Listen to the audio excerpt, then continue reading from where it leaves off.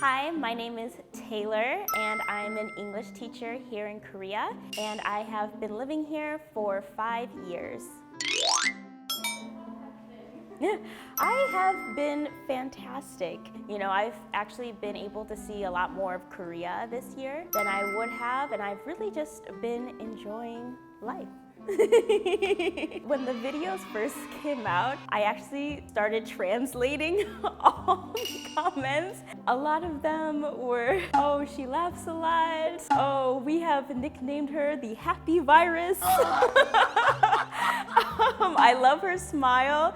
They've all been really nice, which, you know, have really warmed my heart, and it's so nice to see people have been responding positively to me because I do know I laugh a lot and smile a lot.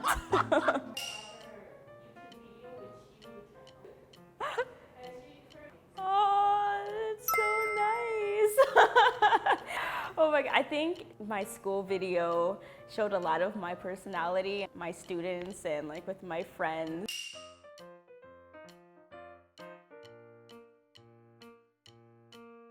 Oh, that's so nice. I guess I never really have heard people talk about me in that way or as much as they have, but I'm glad when people see my personality, they also, you know, have a positive feeling as well, and they want to smile, and it's just really nice to hear.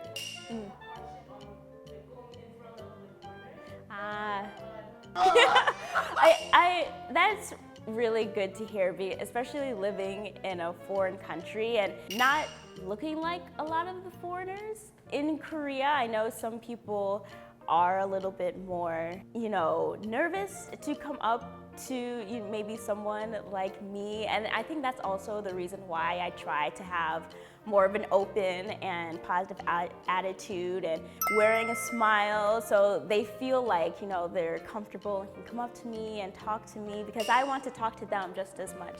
I felt kind of that way, especially like in the schools I have taught in and around my students. I think having, you know, just a great attitude and feeling that especially other teachers and students can see, it really makes a difference in that type of environment. I also feel like they feel like that.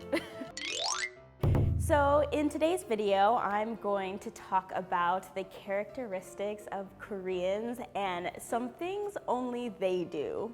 Oh, when I think of Koreans, smart, dress very polished, and animated.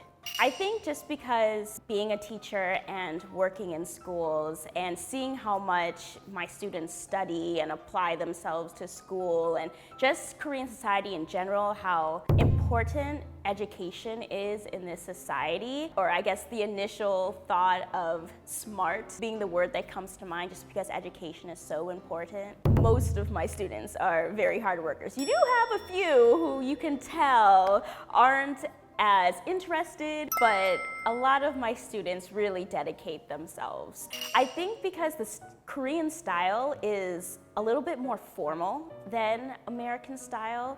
American style, I feel, is a lot more casual. So when I see Korean clothing, it's really more monotone colors, not a lot of bright colors here and there, but you know, women wearing heels, blazers, just always looking their best. I think in America, we would call that more semi-formal wear. They look so good. Third one, animated expressions. I say that because I notice when I listen to Korean people talk, they use a lot of voice sound to express themselves. They will go like, and, or if they're like shocked, they're like, oh, like, not exactly that sound, but they are very expressive when they're listening to other people talk or even saying information. So one thing that comes to mind is going to the hospital for everything. You know, my first year in Korea, I got sick a lot. I think just because, you know, it's the change in atmosphere, living in a different place, being around a lot more kids than I was used to. And so when my co-teacher would see me like that, she'd say, oh, you should go to the hospital. And at first I was shocked. I was like, I'm not that sick. I'm not really sick that I really need to go to the hospital, because back in the US, if we were to say to go to the hospital, that means you are really, really sick. When they first told me that here, I was a little shocked, because usually I just go to the pharmacy, pick up some cold medicine, but learning how the system works here, and going to the nekwa for a cold and they prescribe you medication, that's something completely different than what we would do in the US. I thought that was really interesting, but now I love it. Whenever I'm feeling a little sniffle, I'm like, okay, to the nekwa I go. Another one is everyone doing things together. Rarely do I see people in Korea doing things by themselves, especially when it comes to eating. I notice here everyone does things in 2 or more. Or even in cafes. Even in cafes, it's always a group activity. So I think someone coming from America, that would be something surprising to see, especially because America's more individualistic culture. So we're used to doing things on our own, eating alone, going to the movies on our own, shopping on our own. So that's something different. And then the final one I want to say, using scissors when eating, or really even using chopsticks for foods that I wouldn't usually use chopsticks for. So I think that was one of the first cultural shocks I had when I came to Korea. When I ate school lunch for the first time, I think we had chicken wings or something. So I was about to, dig in with my hands and like, oh, let's eat. And then I see, other teachers using chopsticks, and I'm like, is this what we're supposed to do? So I tried it, and it was so difficult. And scissors also, when I had jimbak for the first time, and like cutting the noodles, I now have scissors in my kitchen. Interesting to see scissors being used more, I guess, for food. So I thought that was very interesting. So another thing when I first came to Korea was how active older people are here. That's something that always just like blows my mind, especially if I go hiking. I am worn out. I'm not even all the way up the mountain yet, and then you just got these older senior citizens, it doesn't even faze them. They are just going.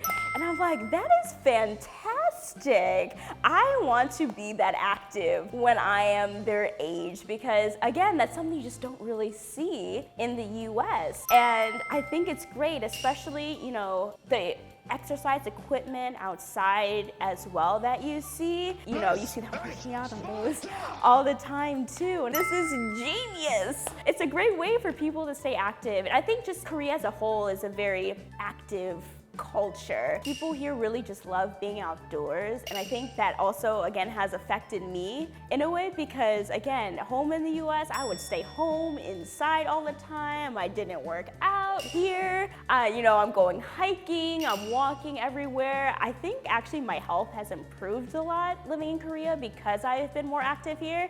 And of course the older people get me motivated, because I'm like, oh, I cannot have them make me look like the old person in this scenario. In the US, like I had some tailbone issues, some back issues, but after living here my first or second year, I didn't even realize they were gone. So there's one that always comes to mind. Loud. Loud, just loud. And I am reminded of this all the time living here. My first year here, it was me, and I was like on public transportation. Here in Korea, people are quieter on public transportation. So there were many times my first year in Korea where I was shushed public transportation in the subway. But I learned my lesson. But even now, if I hear other foreigners, especially I could tell if they're American, because they are just so much louder, so much more expressive too. So I guess expressive is my second word. And then my third, individual. I think back in America, people are more confident being different, I guess. Diverse, individual. So today I talked about characteristics of Korean people. If you liked the video today, don't forget to like, comment, and subscribe.